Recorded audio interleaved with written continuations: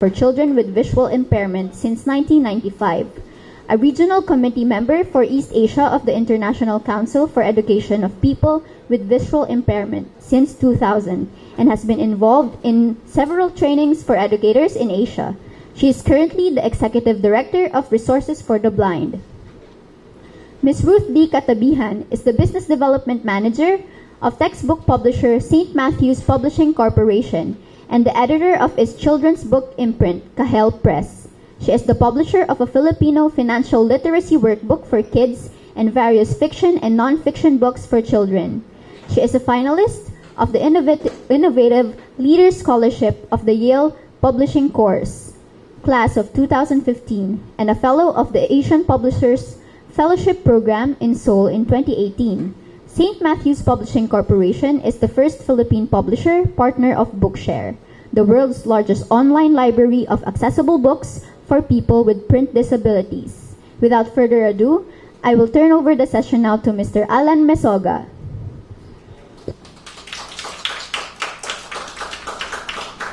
Your presentation is ready. Good morning po. Morning.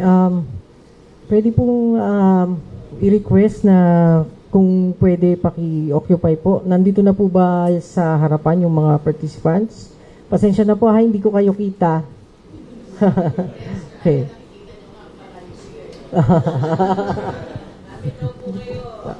Actually po, kaya ako nag-good morning kanina para marinig ko kung saan galing yung mga boses.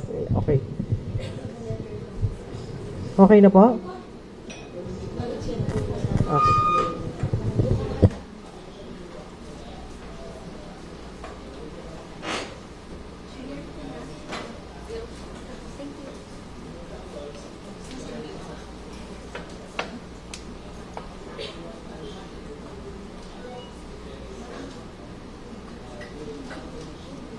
So, good morning.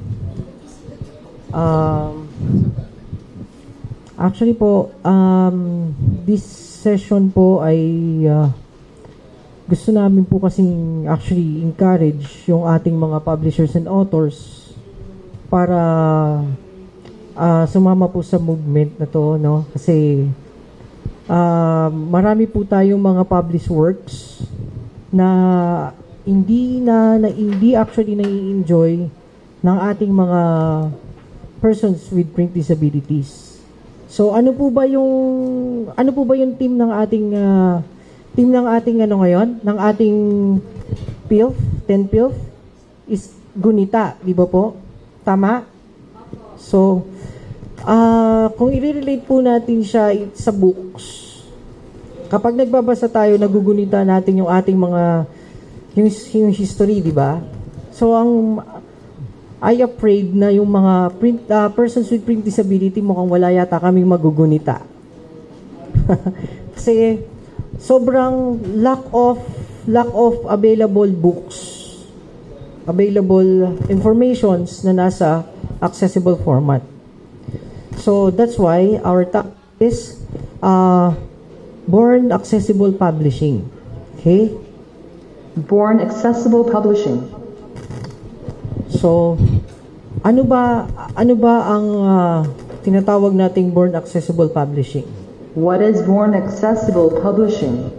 So, as you can read, ang Born Accessible Publishing po is the design and development of published works na ginagawa siya from the start ng development. Yung kanyang ini-ensure na ang kanyang digital format or digital resources or yung kanyang ebook version ay accessible from the start ng writing, layouting, and publishing. So hindi siya nag-start.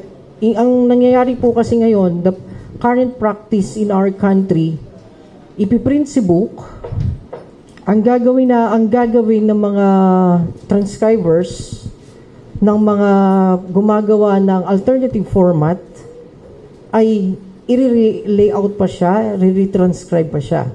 So, instead of getting the published works na kasabay ng mga persons without disabilities sa amin, tumitigil siya, bumabagal siya because of that practice. Kaya po pinopromote namin ito, yung Born Accessible Publishing. So, Who will benefit?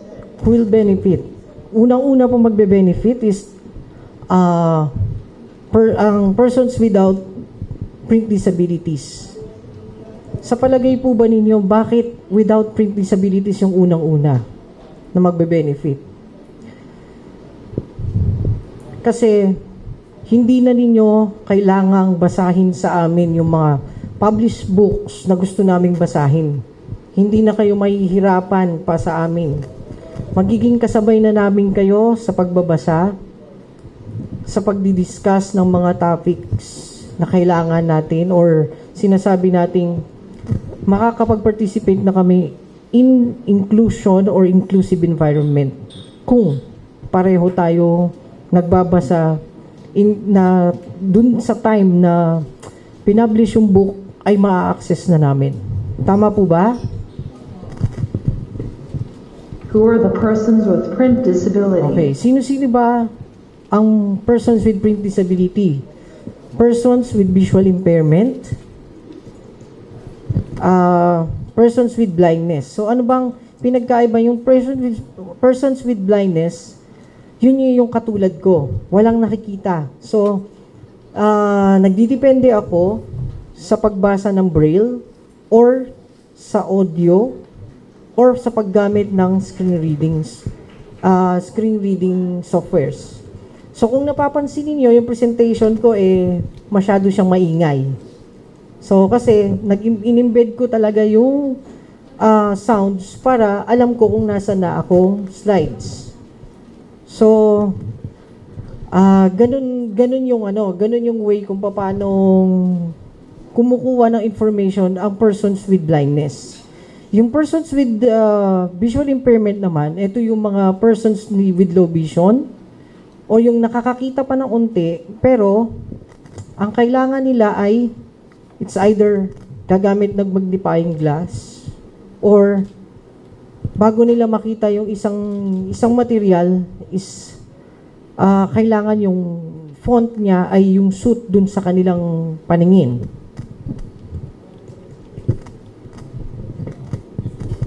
So next. Copyright law and treaties. So,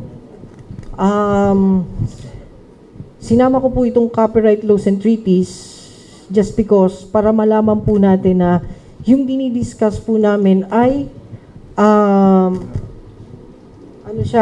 align siya sa ating laws, no? Unang-una po is the UN Convention on the Rights of Persons with Disabilities, and then yung Marrakesh Treaties, Marrakesh VIP Treaties, and next yung our own copyright law, yung RA 10372. Meron po bang may ideya dito sa Marrakesh Treaty? Wala po. Sa copyright law po natin, yung itong revise, yung 10372, meron po ba? Wala po. Okay. So,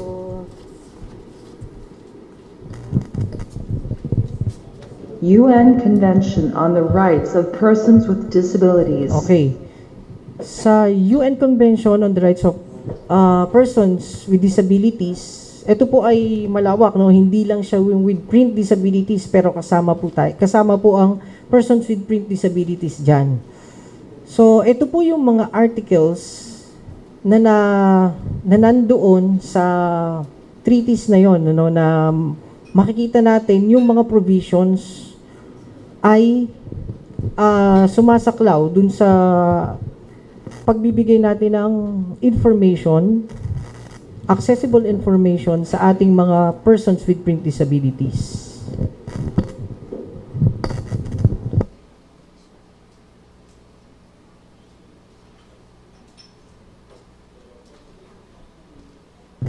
Article 9, Accessibility. Okay, so paki-focus niyo po yung statement number 1 sa accessibility. So ang nakalagay po dyan is to enable persons with disability na mag-participate siya independently and in the full access ng ang full aspects ng ating pamumuhay, no, including po diyan yung education, kasama na din diyan yung sa pagtatrabaho, no. So sa tingin niyo po, kung walang mga accessible books, paano natin masasabi na total inclusive ang ating environment, or paano tong mga tao na to na with print disabilities kung ang mga hindi available sa kanila yung mga books na kailangan nilang mabasa. Sino po ba dito, meron po ba ditong nag-aral na hindi gumamit ng mga ganitong materyales? Meron po bang nag-aral na walang libro na ginamit ever since? Sa tingin niyo po ba magiging maalam tayo kung wala tayong nababasa, walang input? So ganun din po ganun din po pag sa persons with print disabilities. Then next, ito yan, hindi ko na po masyadong bibigyan ng emphasis yan. So pupuntahan lang natin yung mga provisions na may kinalaman po or may align dito sa ating topic. Yan. So dito po, tingnan nyo yung letter H. So sinasabi po dyan, from the start, dapat po yung pagdidevelop ng mga information and communication technology, dapat from the start ginagawa na siya. So that's why ito pong ating Born Accessible Publishing, i-align siya dito. Bakit kailangang from the start? Para mabawasan yung sinasabi nilang cost.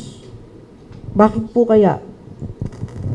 Ang nangyayari po kasi, dun sa sinasabi ko po sa inyo kanina, dun sa unang sinabi ko na, ang ginagawa dito sa atin sa Pilipinas, may published books, itatransfer natin siya into Braille. So kung tutuusin, nilayout nyo na siya as publishers, as author, sinulat nyo na siya.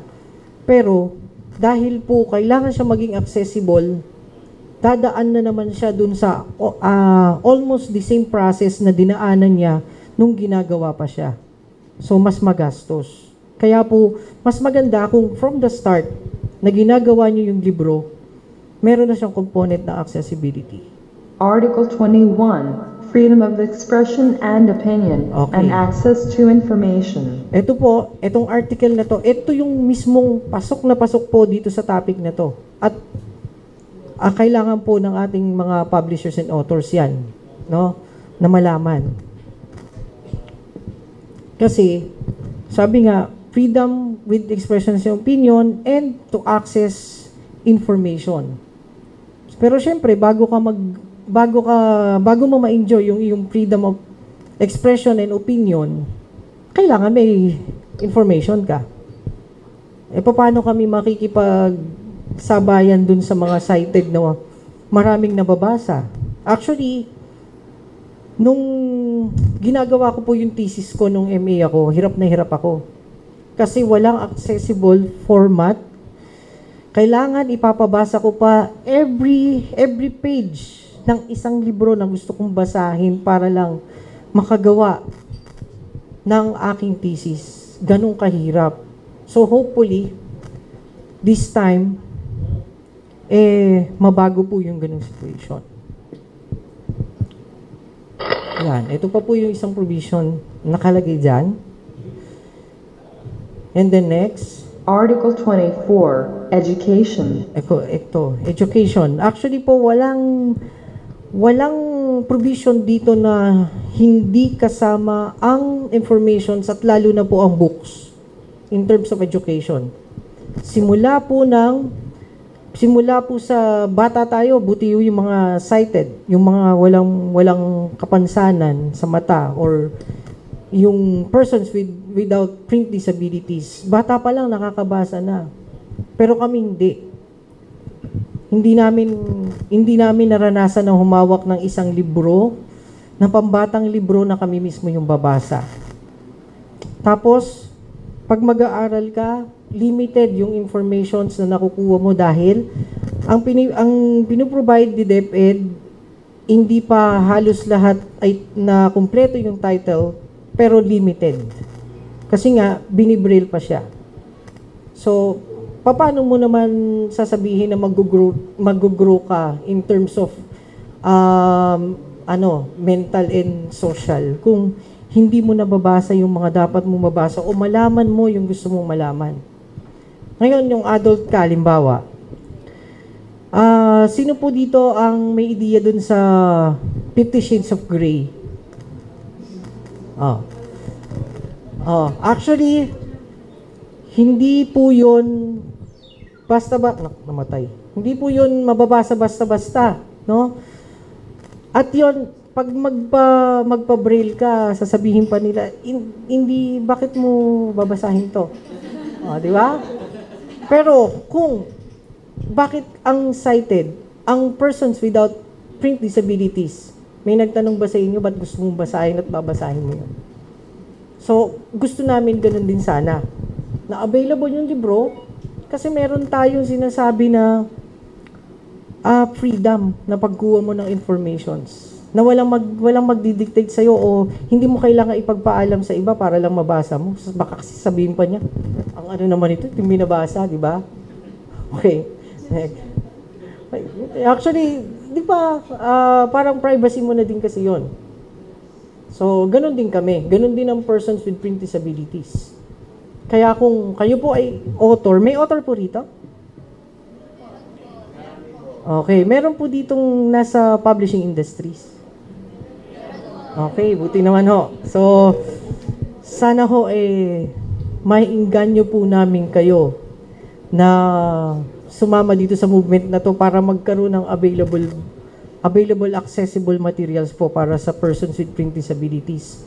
Or para po nang sa ganun, pag dumating na po yung panahon na matanda na kayo at hindi na kayo nakakabasa ng libro, mababasa nyo na rin.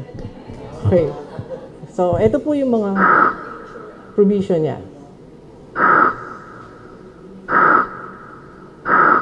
Tinataas ko pa, hindi naman kailangan. Okay.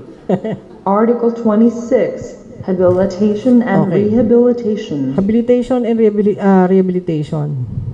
Ang pagkakaintindi ko po dun sa habilitation, kasama dun yung work.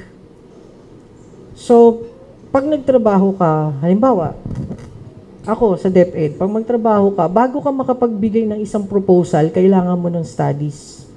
Kailangan mo ng research. How come na makakapag-research ako kung kulang yung informations ko? At hindi ako makakapagpasa, di ba? So, kailangan po na hindi lang textbook ang accessible sa amin. Hanggat maaari po lahat ng kind ng libro na kung anong meron kayo, ganun din po sa amin. Nang sa ganun, madidevelop natin yung tao, no? Kung paano po mag-grow yung isang persons without disabilities, without print disabilities, maging ganun din ang pag-grow namin. Lalo na po sa ganitong mga aspeto. Malay nyo, darating ang araw, may mga author na rin na mga persons with print disabilities or blind. Kasi actually, paano ka magiging author? Paano ka magiging manunulat kung wala ka man lang nakitang nabasa o nakitang obra maestra ng isang manunulat. So iba po kasi yung sinabi lang sa'yo, kinuwento lang sa'yo kaysa yung ikaw mismo magbasa. Isa pang halimbawa niyan, akala ko po dati yung 1001 Nights pambata kasi meron siyang mga Sinbad the Sailor, meron siyang yung mga Fisherman and the Genie. Nung binasa ko siya, hindi pala siya pambata. So, kasi meron pong accessible format na nun. So, next. Yan. Article 30, Participation in Cultural Life, Recreation, Leisure, and Sport. Okay, participation in culture. At saka ang pinakagusto ko po dyan yung sa leisure. Kasi sabi nila, kailangan may access kami dun sa mga cultural materials, di ba? Actually, yung ating team ngayon is, tingin ko, sakto siya dun sa mga cultural materials kasi gunita. Tama po ba? Tama? Kung mali po ako, pakisabi na lang ho, at least matututo ko. Okay. So, kung sa totoo lang, yung buong No Limit Tangere, yung buong El Filibustris mo, yung original, hindi pa namin nabasa yon. Kasi ang nababasa lang namin yung mga binrail na ginagamit sa school, pero yung buo, hindi. So, paano mo masasabi na may access ka sa mga cultural materials? Tama po ba ang aking pagkakaintindi na kasama na siya dun sa material ng ating culture, yung mga ganong klaseng works? Tama po? So, yun. Kailangan yun. Kailangan meron din po kami na mabasa. So, kailangan pong mag-start na tayo ngayon na maging sensitive sa ganito po during po nung publications or development and production po ng ating mga materials. Yan po. Ito po pala, yan. Kung makikita po ninyo dyan, sinasabi dapat, kanina sabi, accessible format. So, kung hindi natin gagawin yun, di sayang din, pero may provision siya sa ating treatise. The Marrakesh VIP Treaty, So, ito po NBT. yung Marrakesh VIP Treaties. Ito po ang Marrakesh po, siya ay, ang layunin niya ay magkaroon ng mandatory exemption and limitation sa copyright ng isang signatory. So, isa po tayo sa signatory noon. At, ito pong Marrakesh Treaty na to ay napirmahan na po yung accession niya. Philippines acceded to the Marrakesh Treaty. December 18 ni Pangulong Duterte. So, ibig sabihin, active na siya. Kailan ba siya naging active? March 18, 2019. 2019. So, ibig sabihin po, active na siya ngayon. Pero, yun nga po, sabi po ni Madam Beng kanina, pina-finalize na lang po yung IRR niya. Okay? So, pero wala na po tayong, kumbaga, nandun na siya. So, talagang may enforce na po siya dito sa atin sa Pilipinas. So, ano ba to? Ano ba ang Marrakesh Treaty? Yan po ay bukod sa limitation and exception ng copyright law. Kasama din po dyan yung exchange of materials sa tatawid ng borders. So mag-exchange din tayo ng mga materials dun sa mga kasama natin na pumirma dyan sa Marrakesh Treaty na yan. Pero sa accessible format. At provided na meron silang o tayo rin ay may system paano natin puprotektahan ang ating mga works or published works. Tama po ba? Sa tingin nyo po ba, sino po ang natatakot dito or nag-iisip na pag binigay ko yung aking material, baka makuha? Or baka makopya? Meron po? Meron po nag-iisip dito? Oh, meron. Actually po, common po yan. Kahit po sa DepEd, ganun po kami nahihirapan sa aming mga publishers pag humihingi kami ng materials. At gagawin siyang accessible format. Sabi nila, paano kung nakuha yan? Pinaghirapan namin yan. So, i-discuss din po namin kung paano puprotektahan ang inyo pong mga published works. Alam po natin na pinaghirapan yan, pinaggastusan yan, so hindi dapat basta makukuha lang ng kung sino. Pero, provided na accessible siya sa persons with print disabilities. Republic Act 10372, Section 11. Before pa po na magkaroon ng accession ang Marrakesh Treaty, meron na po tayong RA 10372. Ano po ang sabi dyan? Provided na gagawin siya in non-profit basis. Di ba po? So, ibig sabihin, pag binigay nyo yung inyong mga materials, hindi siya for profit. So dati pa pala, kung tutuusin, dati pa po, meron na tayong support sa ating copyright law para dyan. Tapos nakalagay po dyan, tandaan nyo yung keyword na exclusively used for persons with disability. So papakita din po namin sa inyo mamaya, bakit at paano siyang exclusively used. Difference of born accessible and alternative format. Okay, ito po yung different, ano po yung kaibahan nila, no? Yung born accessible format po or publication, from the start, at pag pinublish mo siya, accessible na siya. The same time, at saka the same ng, kung kailan na-access ng isang taong walang kapansanan, maka-access niya. So, kabaligtaran po yan ng tatlong grupo na kailangan pa ng dadaan sa transcription, kailangan dadaan sa relayouting, kailangan dadaan for recording para makagawa ng Braille, para makagawa ng large print, at para makagawa ng audiobook.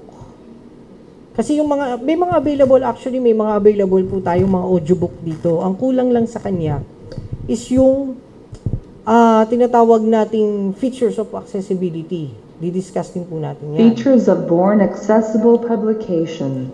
So ano-ano po ba yung features na yan? Unang-una, yung mga headings are properly tagged. Titles, sections, subsections, dapat po properly tagged siya. So ano po ba yung ginagamit ninyo kadalasan na pag nagle-layout po kayo ng libro, InDesign?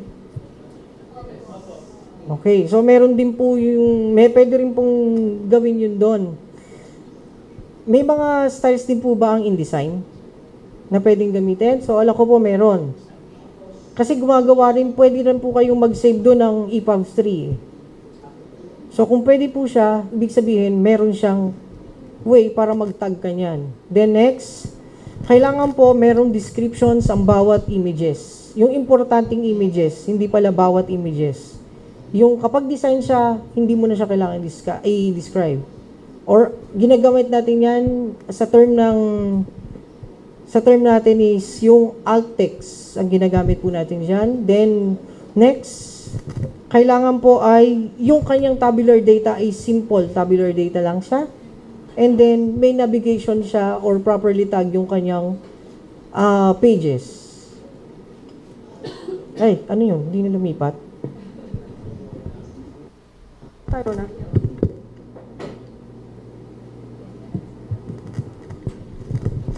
Use of accessible publication for persons with print disability. So ano naman yung use ng mga features po na yun? Hierarchical and proper tagging of headings. Okay, so kung naka-proper tagging po yung headings, makikita mo siya na yung structure po ng buong material, nakikita siya, lalo na po ng persons with blindness or yung gumagamit ng screen readers katulad ko. Okay? Next. The navigation pane. Yan. So, kung ito po yung screenshots ng tinatawag nating FS Reader, yung po ay reading system na ginagamit natin. Kung makikita nyo sa left side, ay meron po siyang parang yung mga title niya naka-stairs or naka-tree view. So, kapag properly tag po yung mga headings, ganyan po ang magiging itsura niya. At pag kinlik mo siya, yung title na yon, automatic pupunta ka dun sa lugar na yon, dun sa specific title. Alternate text descriptions for important images. Yan. So, ito pong mga images, since hindi namin siya nakikita, kailangan ng descriptions para malaman namin. And then, image of tactile graphics shown in FS Reader. So, nasa FS Reader po siya. Ito po yung alt text property of alt an text image. property ng image na yon. So, kung nakikita nyo doon sa alt text, yun yung description niya. Pag binasa na pag dinaanan ng screen reader po yan, babasahin yung descriptions. Pero kung nakita nyo kanina, wala naman yung description dun sa photo, tama? So, yun po yung alt text, yun ang function ng alt text. Then next. Simple structure of tabular data. Okay, simple structure of tabular data. Kasi ang screen reader po, ang nagbabasa ng screen reader from left to right, top to bottom, at one cell at a time, sa isa. So, kung gagawa ka ng complex table, mahirapan ka. mahirapan yung screen reader mo. At the same time, kung magbebenta po kayo ng e-book at binuksan siya sa isang maliit na phone, mahirapan din siya magbasa pag sobrang lapad ng table ninyo. Simple table. Yan, ito yung sample ng simple table. Page navigation. Okay, ito yung page navigation. Para sa page navigation, lalo na po sa mga textbook, kailangan yan. Kapag sinabi, go to page. Go to page ganyan po magiging itsura niya. So, itong reading system na to, kung makikita nyo, makakapunta ako sa page na kung ano yung sinabi. O, go to page ganito. So, makakapunta tayo dyan, 26. So, pwede mo mapuntahan. Next. Protection of published works. Okay, so ito po yung pinaka-importante, protection of published works. Paano po namin pinoprotektahan ang inyong mga material, yung inyong mga gawa, pag binigay nyo po sa amin para maging accessible, or binigay nyo sa amin para mabasa namin.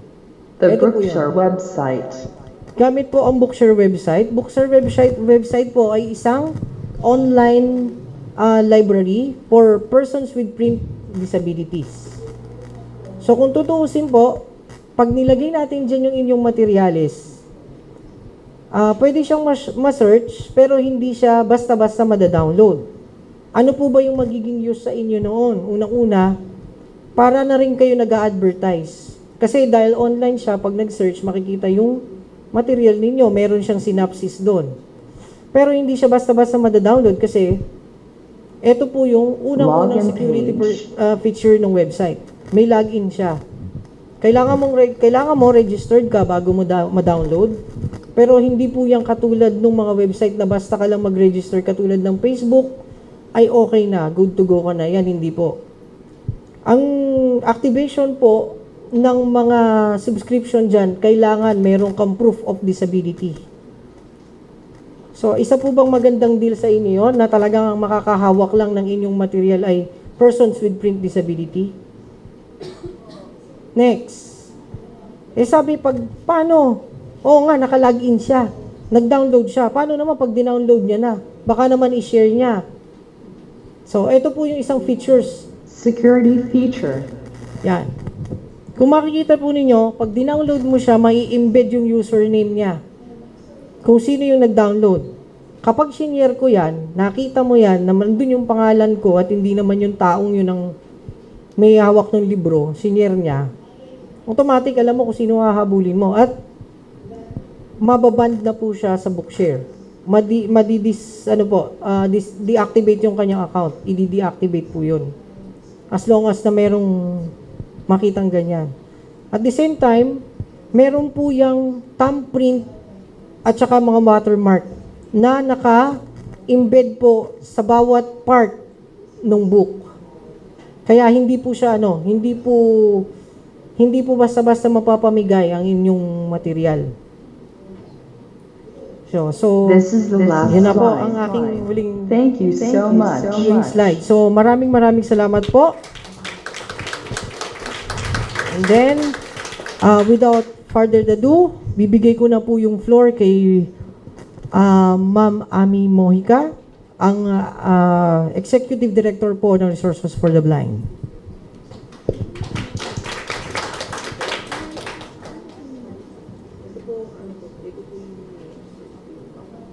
Ganda, no? Siya pa yung nagturo sa akin ng Thank you. Good morning po sa inyong lahat. Very pleased to share to all of you services that Resources for the Blind is doing so that we can provide access to information to children with visual impairment or to persons with visual impairment as a whole. So, try natin yung tinuro ni Kuya Allan. Okay. Let me first introduce to you our office, Resources for the Blind. Non-government private organization po kami. We have several services. Basically, focus lang po ay persons with visual impairment from birth to before tomb. Yun ang drama ng buhay namin. So, we have eye care program for those who will be needing pediatric surgery. We also provide rehabilitation services both for the person with visual impairment and to the families of persons with visual impairment, including employment or livelihood project. Pero yung pinakamalaking project po namin is on the aspect of education, of which we train teachers in public school. We provide scholarship program sa kanila. This is way back 1990 up to 5 years ago, no? Up to 5 years ago, kasi we stopped providing scholarship program now with trained teachers ng DepEd because they have budget naman na. So we want to make sure na masustain din yung services, and the only way to sustain the services we currently provide right now is for the government institution to own up the project. So right now, it's very nice to know na yung Department of Education is currently providing trainings now for general educators as to how they can provide access or inclusive education for persons or to students with disabilities. So we provide training since 1992 up to 5 years ago din po. We provide Braille books for children in public school. Ang porte po namin noon 1:1. One student with visual impairment must have one set of Braille books. So, medyo matagal din, medyo magastos din po siya because as far as I know, since 1992 up to 5 years ago, medyo matagal din yun, mga 22 years that we are providing these books for free to students with visual impairment ng DepEd. Medyo bata pa nun si Allan. Oo, estudyante pa siya nun. And as Allan was saying earlier, ang hirap po gumawa ng Braille books noon kasi ang hirap manghingi ng suporta from the publisher to share with us yung soft copy of the books that you have produced. Kahit na yung textbook at kahit nakapartner pa siya ng Department of Education. Sinasabi nga namin kay Miss Jonah, who is now working sa NCDA, before, nung time na ginagawa niya to, yung mag-secure ng soft copy for DepEd publisher, medyo mataba na siya. Nung ginagawa niya yung program, lumiit na siya ng lumiit. Kasi sabi niya, ang hirap siya gawin, Ate Ami. Ang hirap makipag-usap sa publisher to allow us to actually use their software. Kahit na ipakita mo yung mga legal aspect, kahit na sabihin mo pa na partner ka ng DepEd, or kahit na DepEd na mismo yung gagamit, ang hirap kumuha ng soft copy po nun. And as mentioned, pag wala pong soft copy, yung mga parents natin, ang ginagawa nila, they bought the book. They send these books to us. Kami naman, we have to kailangan pa siya i-type ulit or i-scan at saka i-reformat. Masyadong mahabang trabaho at saka masyado po siyang expensive for the families of these students. So, kaya po tumutulong talaga tayo sa DepEd to advocate yung project nila na please allow us to secure your soft copy so that we can produce these materials for these students, di ba? Yung sumunod po dun sa mga, aside dun sa mga Braille materials, we are also providing digital books. Pero hindi sa, right now, ang focus po namin ay for higher education students. Alam niyo ba ang ginagawa nila? Kasi hindi siya available, hindi siya accessible. They have to buy the books sa library, sa National Library. And then they come to us na, pwede niyo po bang paki-braille yung pong chapter lang na ito? Kasi hindi naman pwedeng i-braille buong chapter. We're also scared na baka mademanda tayo ng publisher, di ba?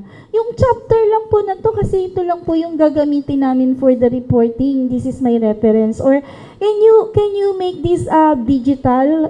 Pwedeng paki-record? Kasi kailangan ko talaga to eh. So, yung drama ni Allan nung gumagawa siya ng thesis, marami pong ganun yung naramdaman nung sila ay nasa kolehiyo. Okay? What we're doing right now, aside doon sa having it digital access, we're also providing them Daisy Reader. Yung pong parang packet na cellphone, pero Daisy Reader siya for audiobooks or digital books. And that's very expensive. It's very nice right now that we have a sponsor who can allow us to loan daisy reader for the students, no?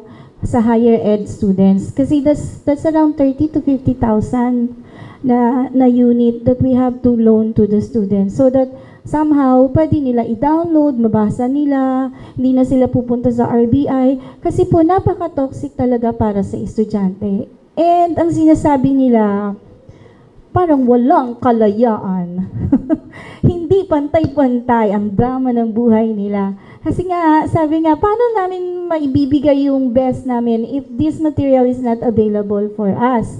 Or, parang inaabuso rin namin yung guide namin, yung reader namin. Kasi dahil kailangan nila, they also need to push the reader to, please read it to me immediately. Eh kung aalis sila sa eskwelahan ng alas 4, magbabiyahe pa sila, tapos may reader sila, anong oras na uuwi yung reader? It's also unfair doon sa reader nung estudyante natin. So, mga cases po na ganyan, medyo matagal na po siyang problema na inuulit-ulit lang po namin ulit sa inyo para maramdaman niyo po yung bigat na nararamdaman ng mga estudyante natin. So, we're also providing assistive technology sa public school to selected special education centers. Kasi, in reality, medyo wala pang capacity ang Department of Education to provide bulk books, Braille books for our students right now. It is only resources for the blind who have those embossers na pwede nilang magamit for large production. And we have that now sa DepEd. We allow DepEd to use it. Pero yung mga nasa baba, could you just imagine yung embosser na sa central office? Ang estudyante, inclusion na tayo ngayon, different parts of the country, different divisions, regions, district. Okay. Gaano pa katagal bago nila makuha yung libro na kailangan nila? Especially now na may bago tayong curriculum. Di ba? Ang tagal. So what we did in partnership with USAID, we selected schools, SPED centers, and provide that embosser para sa kanila. Kasi once na available na in accessible format, yung mga books produced by DepEd doon sa website, anong tawag ng website nila? Yung website ng DepEd. Okay. Yes.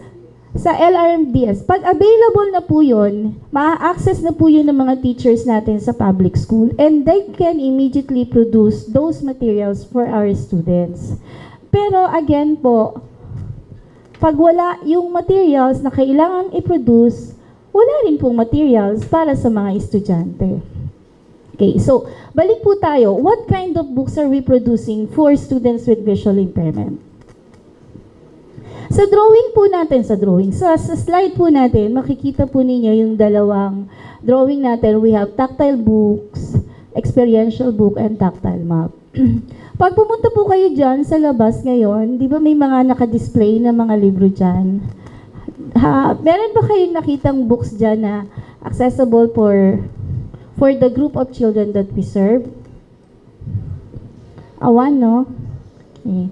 Pag pumunta po kayo sa National Bookstore, wala din. Although in some cases, may mga books na multi-sensory sa National Bookstore, yung pangbata. Okay. Kaya lang, hindi siya naka-braille. Diba? May mga large print, may mga naka-emboss.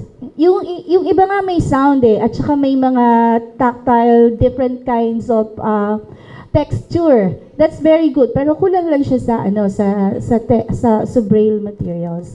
So what we're doing, especially for kids, yung emergent literacy, this is very important for the student, diba? Yung emergent literacy, we have to make sure that books na ang focus ay emergent literacy, make it available. Pero hindi kasing toxic nung nakikita ninyo na ngayon ng mga Braille books. We call it experiential book. Or we modify the book based doon sa experience ng bata using available resources within their home or within the school. Okay. Up to the point na medyo complicated na yung mga tactile graphics materials needed by the students. Kagaya nung nasa drawing ninyo yung tactile map. Okay. O yung mga science book. mga math book. Okay? Karamihan po ng mga books natin ngayon is dahil nga nagbago na tayo ng curriculum, di ba? Parang grade 1, grade 2, grade 3, meron ng algebra, meron ng triangle, yung mga ganon. May mga angle ng mga ganon na nakikita kami. Ginagawa po natin dyan, nilalagyan natin ng tactile graphics. Kasi alam niyo naman po, for a student with visual impairment, yung kanilang seeing hand, ano man yung mahawakan nila, makita nila using their hands, has to be multisensory. So, pag nakita po nila, na-describe po nila yon, minsan mahirap nila maintindihan kahit na yung description. At times, they also need to touch. Ano bang sinasabi niyang, dinidescribe niya na triangle? They have to also see, using their hands, anong itsura talaga ng triangle? I mean, they have to experience it. Okay?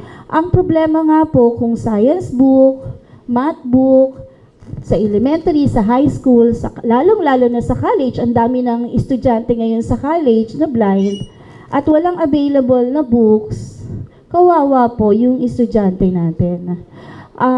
Hindi lang siguro double time yung gagawin nila para makapag-aral at makapagbasa. At hindi lang siguro isang sighted guide or reader ang kailangan nila. Especially kung ang babasahin ay math.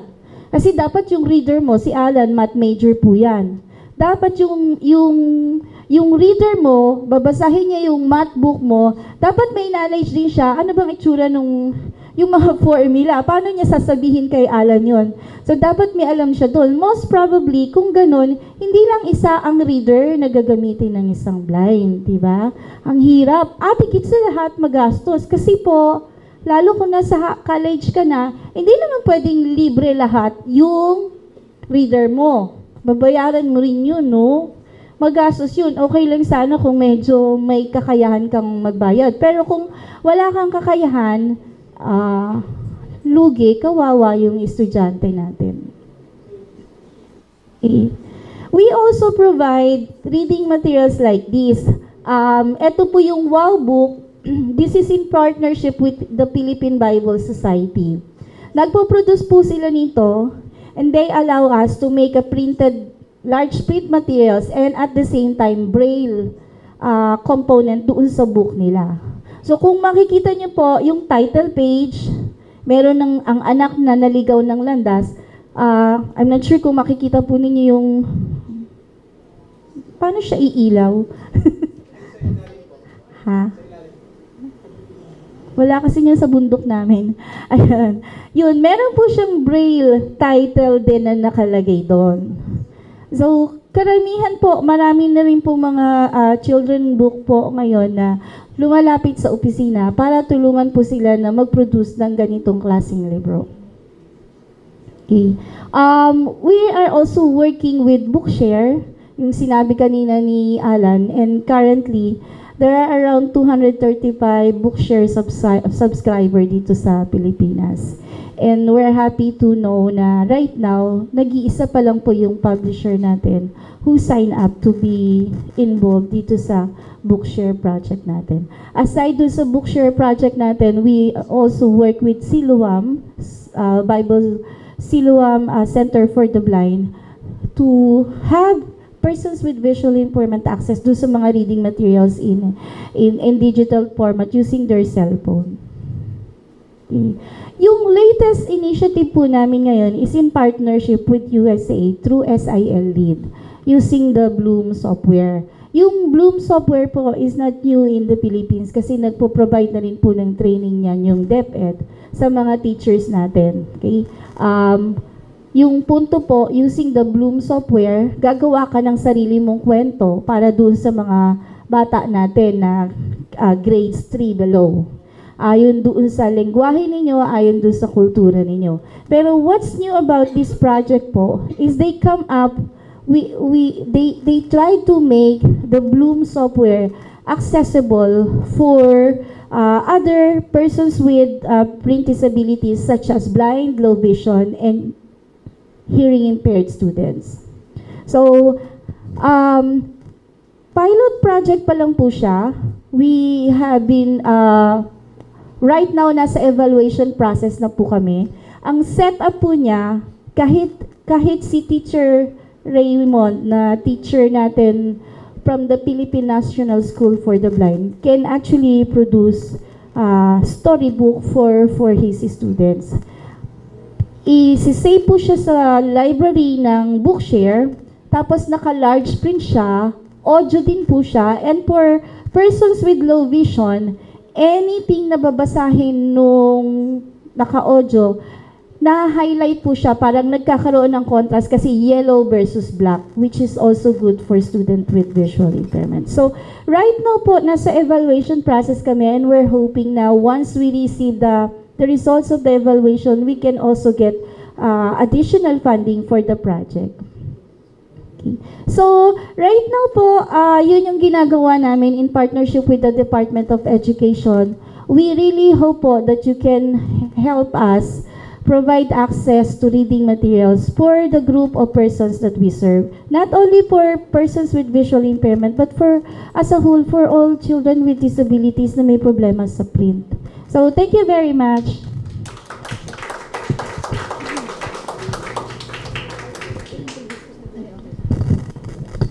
Okay po. So, makita po ninyo, no, gaano kahirap na magkaroon ng isang materials. And then, today, yung pinopromote po natin is the Born Accessible Publishing. Bakit? Kasi, hindi na po kailangan ng sobrang mahal ng device. Basta meron kang Android phone, meron kang tablet, meron kang iPhone, meron kang iPad, pwede mo na siya mabasa. At ang maganda po doon, sa ngayon, ay meron na po tayong kauna-unahang publishing company or publishing company na sila yung unang-unang nagbigay ng material at sila po yung unang-unang hindi lang sila basta nagbigay ng isang material, kundi sila mismo ang nag-convert to accessible format. So, dahil po doon, para po lalo po kayong maingganyo to do that kind of endeavor po, no? I will proudly introduce to you yung aming pong partner from St. Matthew's Publishing, si Ma'am Ruth Catabijan. Thank you po. Thank you, Sir Allan. So, medyo nalilito na po yung mga tao kasi ang daming versions ng pangalan ko na na-mention. So, joke time lang yung Ruth. Tawagin nila lang po akong Wowie. So, okay lang po yan, sir. Nasabi niya po yung full name ko. Hindi naman ako mukhang Ruth, no? So, Wowie na lang. So, Mr. Cameraman, okay lang po ba kung sa slides tayo? Hindi po ako photogenic. So, dito na lang. Na-mention po ni Sir Allan kanina that we are the first publishing partner of Bookshare in the Philippines. And to me, that doesn't really mean anything if I can't encourage other people to join in, to donate content, to make conversions, and also to create born accessible content. And I do apologize on behalf of the publishing industry na for the reasons they can be very small unimportant reasons for us to give content. But I think that really comes with introducing something new. So, kanina din pa na-mention ni Sir Allan at ni Ms. Abby kung gaano kahirap para sa mga sa iba to create content for the blind. And I just want to mention, kasi medyo sumakit po yung loob ko, na gusto ko lang po sabihin na syempre kung mahal mo yung isang tao, mahal mo yung kapwa mo, hindi po siya mabigat, hindi siya burden para gumawa ng tama para sa kanila. So having said that, as publishers, as content creators, anong pwede natin gawin? So my first few slides are gonna talk about the laws, but I won't talk about them anymore since it's been discussed. So you have a local law here na na-mention na ni Sir Allan, so I'm just gonna pass this by. So it talks about the limitations on copyright na sinasabi that persons with print disabilities or the blind, with dyslexia, visual impairments, and others are able to reproduce for personal consumption mga published works. So, hindi naman po sila kakasuhan sa ganong instance. And then, internationally, we have the Marrakesh Treaty. So, these are, I just want to point this out, which we will go back to later when we talk about creating or designing or layouting the content. So, you already know that it's for the blind and those with visual impairments. But I also want you to take note of the last point, which talks about physical disabilities as well, to hold or manipulate a book or to focus or move the eyes. So this is important. We'll go back to this later in terms of designing the content. So publishing for an inclusive community. How do we do this? Usually when we introduce something new, merong fear. Or it's either a fear or tinatamad ka or you just come up with many reasons. So how do we get people involved? How do we get people to help us in this advocacy? So in my social marketing classes, my teacher would tell us that, you know, if you would get anything from this class, there are only 3 things, and it's fun, simple, and easy. So if you're gonna make a campaign, if you're gonna support an advocacy, you have to make sure that the collaterals, the campaigns that you do are fun, simple, and easy. And at the same time, you need to involve the people that you work with. So involvement should run across your entire campaign. And my best example for an organization who has been involving us in our journey to publishing for an inclusive community is really Bookshare. So here, I'm going to talk about what we've done with Bookshare. I'm very lucky to be here, and I'm very thankful that NBDB invited St. Matthew's Publishing Corporation to share our experience. Kasi sa PILF, last year, doon kami nakita ni Sir Allan. So Sir Allan was one of the speakers that I think either before or after his talk, before his talk, I think nasa CR ako nun. So anyway, wala ako sa booth nun. But NBDB allowed us to have a table to sell our books. Bago pa lang kasi si Kahel Press, which is our children's book imprint. So nag-iikot si Sir Allan. I think he was asking publishers, like, hi, open po ba kayo mag-produce ng e-books mag-donate ng e-books for the blind? And it's very good that Sir Allan approached us because a few months before then, I had already encountered what Bookshare was in an international book fair in Bologna. So familiar na ako. So, and that really helps to minimize the fear because it's already familiar with me. I can be sure that it is safe coming from a publisher's perspective. And so I sat in his talk to know more about it. Nagtanong din po ako on how to make it secure. Kasi I'm sure when Sir Allan was going around talking to the different publishers, yung mga naka-booth dun sa CCP last year, there is that fear na sasabihin sa inyo ng mga publishers, e-books, idodonate, bibigay ko sa yung soft copy. I mean, that sounds really absurd to a lot of publishers. Kasi, anong gagawin mo sa content na yon? Nanakawin mo ba? But, let me just ask you, or I think, sinong nakapanood na ng Avengers Endgame? Sorry, I live under a rock. I don't know these things. Who has watched that? Avengers Endgame. Meron? Meron ba? Meron. Okay. So, nabalitaan nyo ba na may isang local channel who pirated it? Ayun. So, I mean, no matter what your content is, kung kasing laki ka ng, sino ba nag-produce nun? Disney? Warner? Sorry, I live under a rock. So, so kasing laki ng Disney na corporation who has the money to sue you to death. Na-pirate pa rin sila. So, you know, just because other people are doing wrong should not stop you from doing what's good. Alright? So, kung meron mang gustong kumopya ng work mo, gagawin talaga nila. But in terms of our work with Bookshare, with RBI, with other organizations, it shouldn't stop us from doing these things. So I just want to show you our experience with Bookshare, how Sir Allan, Miss Aggie, Sir Brad Turner of Bookshare have involved us. So this was during the Frankfurt Book Fair last year, so we had a contract signing there. So we met in March, I think March last year, and then we had a training in our office na kaming mga artists, kasama si Sol.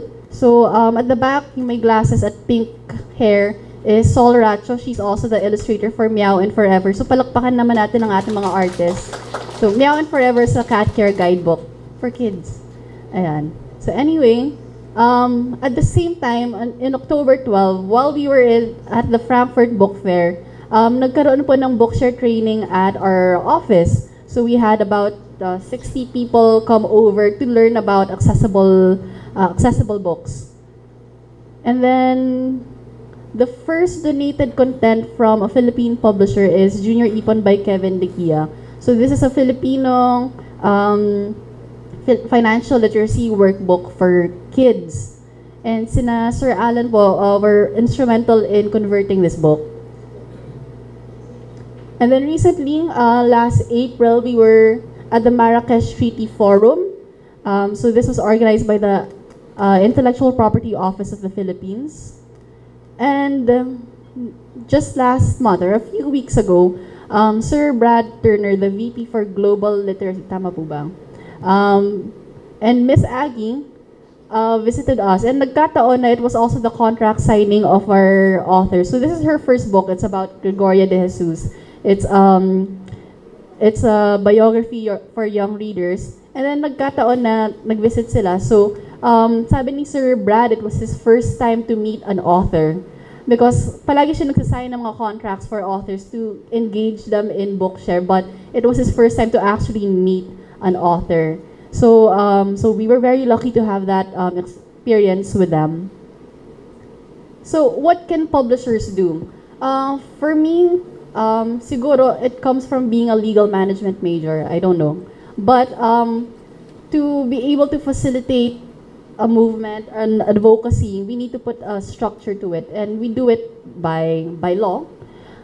So this is what we've done in our Kahel Press book contract. So with our authors and illustrators, nakalagay sa under subsidiary rights. This is a standard in most international contracts, pero we just added this whole thing to make it more clear what it means to license their books for non-commercial rights for the print handicap. Tapos nakalagay doon free of charge. Kasi usually may table siya doon of rates. Like 50%, ganyan. But when it comes to this part, for the print disabled, it says it's free of charge. So this goes along with what the Marrakesh Treaty is pushing for. Also what our local laws are pushing for, yung na-mention earlier.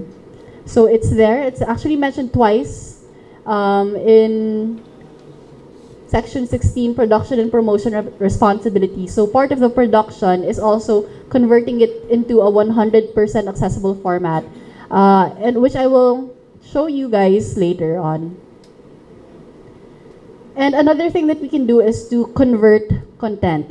So when I pass the slide, hindi pa siya na-upload. So ito yung mga ginawa namin na mga books. So Kahel Press has 12 books. Pero naging 17 siya plus 5 because we have 5 picture books. The picture books are bilingual, so we had to create a separate copy na one set is for in English, another set is in Filipino. So pwede siya with picture books, and who would have thought that you can upload picture books for the print disabled, diba? So as of Thursday night, na-upload na yung mga books. And hindi ko lang nasama kasi nasabit ko na yung slide. So, in terms of converting content, it takes a bit more time. When someone else does it, medyo mas mahirap siya on the part of the converter. Kasi, syempre, magkaiba yung mag-isip ang nagko-convert. Maaring hindi siya nasa publishing house, maaring third-party provider siya. Iba yung pag-iisip niya or yung intention niya sa alam ng author or ng publisher. another thing that we can do is create born accessible books. So from the very beginning, when you're creating manuscripts, dun mo na iniisip, dun mo na ipapasok yung pag-design mo ng content for the print disabled. This is an example of an ongoing manuscript. So it's called Somebody to Love, the Children's Rabbit Care Guide. So I mentioned that Saul is the illustrator of Meow and Forever Cat Care Guide. So we have for dog, cat, aquarium fish, tapos ito naman for rabbits. And natutuwa ako because the process has helped me a lot. So if you can see the panel over here, it makes an outline using the headings that Sir Allan mentioned, and it's helped me to see the structure of the manuscript faster. So that's one way, to encourage authors, editors as well to create their content that's already born accessible. Ayan. So the next, so this is an example of another book. So it's about Baybayin by Leo Castro. So ganun din siya. You see that this is highlighted because we put a heading for it, header style.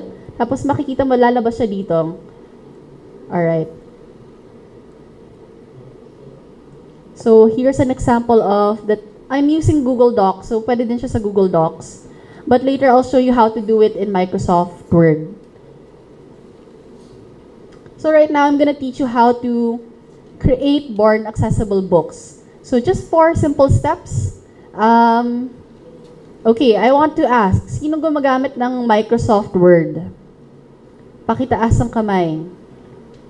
Can you say me? Me, alright. You are already 90% knowledgeable on how to do this. Alright? So, here's a case study. So, yung pinakaunang ginawa nila Sir Allan, it's junior ipon. So, sila yung nag-convert for us. So, si Sir Allan muna, and then they transferred it to Dr. Homier to complete the conversion. So, that was our partner, extension of Bookshare in India. So, these are sample pages of Junior Ipon. And this is how they look like on Bookshare. So, you can see earlier that we have a comic panel here. But on the other end, it looks like this. So, it's very linear, it's very vertical in terms of its layout. Tapos yung mga spaces for illustration, spaces for answering, nawala na rin siya because it's not necessary at this moment. So this is how it would look like on Bookshare. It still has images as well. And what they've done here, you see the text in the speech balloons. They are encoded at the bottom. I think Bookshare has OCR, optical copy reader. So merong mga scanners that can scan the text. So hindi kailangan na may kasama kang sighted person to encode it for you. Okay. So just a closer look. So you can see that the panels have been cut like one by one. Tapos lipat nila yung text here at the bottom. Okay. So nawala na yung mga boxes. Although I think we should include more of the illustrations here. So here are some of the things that you will need. So you guys can take note of these things. Just go to daisy.org. Dun yung makukuha yung mga resources nyo for it. So you need to have the Daisy add-in. Search nyo na lang sa YouTube, sa Google on how to install this in Microsoft Word. So like I mentioned earlier, Microsoft Word lang ang kailangan. This is, when you say save as Daisy, it's like saving it as PDF or exporting it into a different format. So later on, lalabas siya sa panel nyo na save as Daisy. Just as pretty much similar to save as PDF. And then you need to have the reader, so the Daisy reader, to be able to use a tool. So tool siya for the print disabled to read the newly formatted content. Okay? So number 1, the first thing that you guys need to do is to arrange your content in a linear format. So this is an example of Bayani biographies on Gregoria de Jesus. So you can see that the images, because in the book, the image of Oryang was here, like parang nasa side siya, nakagilid siya. But if you're going to make it accessible, kailangan vertical lang siya, so it's easier because the reader reads it from top to bottom. Para hindi nagja-jump yung mga kailangang basahing content. Here's an example of a picture book. So this is Bantay the Cat Who Wants to Be a Dog. So you see here, like everything is layouted vertically, even the illustration. So for us, what we did was we put the illustration first and then yung story niya. Because going back to yung sa Marrakesh Treaty, one of our beneficiaries are not only the blind. So we want to have this as a more mas magandang experience for all types of readers. So number 2, the second thing you need to do is use styles for titles and headings. Nakikita nyo ba to? This one. When you work on Microsoft Word, have you used this? Who has used it? Alright. Who has not used it? Oh, I only started using it last week. And when I was helping with the manuscripts and everything. Kasi parang we need to show something for this presentation, diba? So anyway, so minsan hindi natin alam kung paano siya gagamitin, but one of its purposes, if not for accessibility, is to make automatic table of content. So parang nag-update agad yung mga page numbers and everything. So it helps you to have a more structured content. So here's an example. I-highlight nyo lang siya.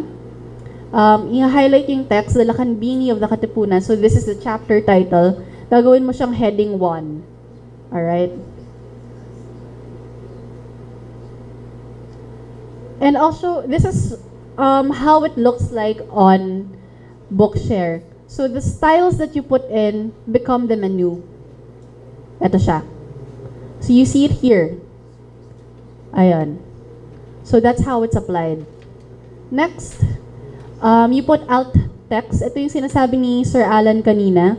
I can't read this right now. Parang, I think it says Oryang holding a medal. A young Oryang holding a medal. So, parang naglalagay ka lang ng caption sa pictures mo. Yung sa mga, sa mga illustrations or images that you put in. Because the Daisy reader also reads that. For Bantay, ano bang ginawa sa Bantay? So, for those who can't see, they'll be able to understand kung anong nakalagay sa content na yan. Kung anong picture to. An orange cat with its tongue out surrounded by toys for cats and dogs.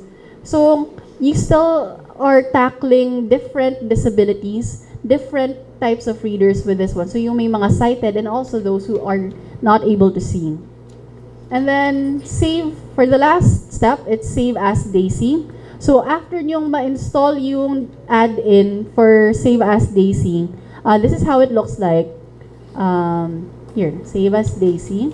So, may magpa-pop up na menu item dyan sa inyo. And then, pretty much like saving it as a PDF. So, you choose full Daisy, and then narrator, DT book. I can't read it anymore, but it's the only option there. This is how it looks like when you're saving it already. So you put in your metadata or the data about the books. And then you click translate. Tama po ba? So once it's saved, this is how it looks like on your computer, on your desktop. And just to summarize everything, these are the 4 easy steps. Nagets nyo ba? So, like I mentioned, if you're already using Microsoft Word, you're already 90% knowledgeable about this. So, going back, you have to arrange it in a linear format. That's step 1. Step 2, you use the styles. Step 3, you add alt text to your images. And 4, you just save it as Daisy. And then, you use your reader to to present it to the print disabled. So this is how it looks like when you're using AMIS. You open the file, so you go back to the folder and you choose the HTML. And that's how it looks like. So meron siyang highlights. So it goes by line, and then later on, when it reaches to the illustration, it's going to read it as well. It's going to read the alt text that you put in. So why should publishers and authors create born accessible books? So narinig niyo naman sa mga kwento nila, Sir Allan, na merong book famine sa mga print disabled. And you know how hard it is to convert content. Kung meron mang content, someone has already made a book about something, it's gonna take a while for the print disabled to get it. So it's also important that we help out in timely delivery or distribution of the materials. Kasi yung next step naman namin, we've already done conversion. What we're doing now is born accessible books, which is from the very start. So that when we launch the print books, malalaunch na rin namin to sa Bookshare at the same time. We want to have more local content. When I first saw the platform, yung Bookshare, yung local content natin is yung mga batas ng Pilipinas. Kasi yun yung available sa Bookshare people at that time. Kasi they didn't have permission at the moment. We also didn't have the people to do the conversions and everything. So halos wala tayong masyadong content. So we need to be able to do more to contribute to this platform. Kasi it's the world's library. Bakit wala tayong content doon? At the same time, publishers and content creators have a better understanding of the content than other converters. So you saw earlier that there were some illustrations na hindi nasama for Junior Ipon. And being the author, being the publisher, mas alam mo kung ano yung gusto mong iparating sa mga readers mo. So mas maganda kung ikaw na yung nagde-design as well at napapresent mo yung gusto mo talaga ma-present. You also have a better control and design of user experience for readers, which is in connection to the first one. And we also want to have broad cooperation. So what we've discussed here is really talking about how to work better together and with as many people as possible. And I mentioned earlier that, we are the first publisher partner of Bookshare in the Philippines, but that really doesn't mean anything if we can't get more people to join. So I'm looking at the head of the co-founder of BLTX to encourage more independent publishers. I'm also looking at the director of the intertextual division of CCP to push more publishers, authors, and artists as well. Pas kanina nandito siya, the publisher of Aklat Alamid to provide content for from Mindanao as well. So everyone here, meron kayong homework to be able to create born accessible books, to convert, and to also be our partners for this. So thank you very much.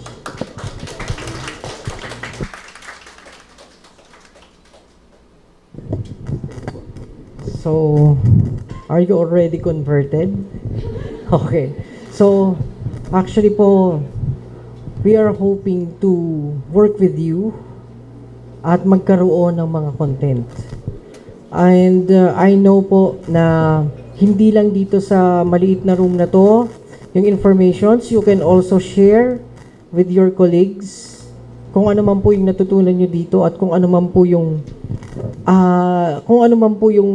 tumimo sa mga puso ninyo dito sa discussion namin.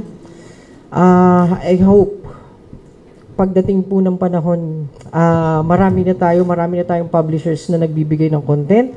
Kaya nyo po ba yung katulad ng ginawa ng St. Matthews? Medyo mahina. Kaya po ba? May magdo-donate na po ba ng mga books para doon? Okay, so salamat po. At meron po ba kayong mga questions? May time pa po ba tayo? Okay, one question na lang po ang... Meron po ba kayong question?